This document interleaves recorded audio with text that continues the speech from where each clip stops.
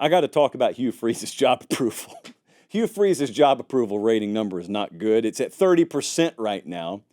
Remember, that's detached from a hot seat rating. They're not calling for his job, at least not the majority. But the job approval is not good. Auburn's not good this year. They are not good enough by a long shot. However, I'm going to get to the whole Brian Harsin thing in a second. They are not on him like they were on Brian Harsin at this same point. And that is because fit matters. Now, this is not quantifiable, and if you're not an Auburn fan, this doesn't matter to you, but Brian Harsin, they never perceived to be one of them. They never thought Brian Harsin fit there. Hugh Freeze, they feel like he fits there. So as long as they feel that way, that matters a lot in the old job approval rating system. But it's very interesting to look at Hugh Freeze and Brian Harsin. Harsin got fired at 9-12. Freeze is 9-13 right now. Now, is that fair? On one hand, mathematics are always fair. On another hand, numbers can lie to you. Stats can lie to you in college football. So it is about what you inherited.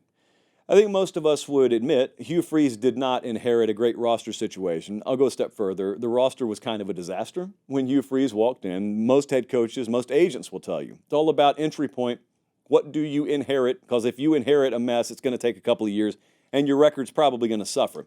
But what you don't plan on is the team you inherit not exhibiting any of the characteristics in the meantime that you want them to. Like, for example, and I'm going to go really broad strokes here. I'm going to use some very simple stat categories for the sake of argument. Auburn is nearly a top 20 defense this year.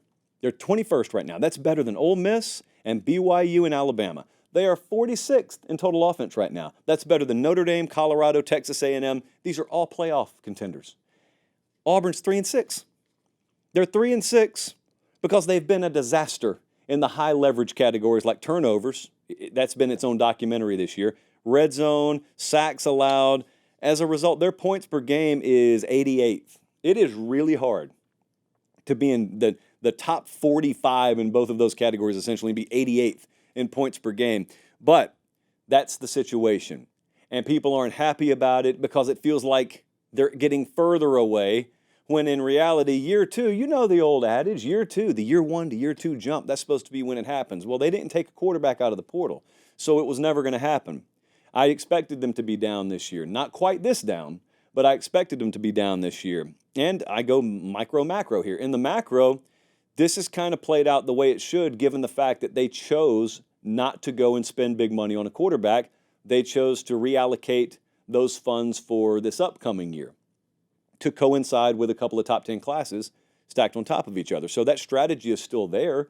The concern, kind of like the one you have at FSU right now, the concern is, can a season be so bad it poisons the well of the future? And that's a valid concern, and I think a lot of their fans have that.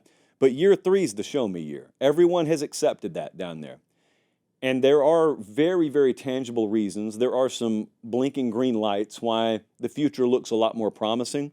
They have got a number 10 class wrapped up for 2024. They've currently got the 5th ranked class for 2025. And I think we all understand Auburn is one of the big shark fins in the quarterback portal market this upcoming cycle.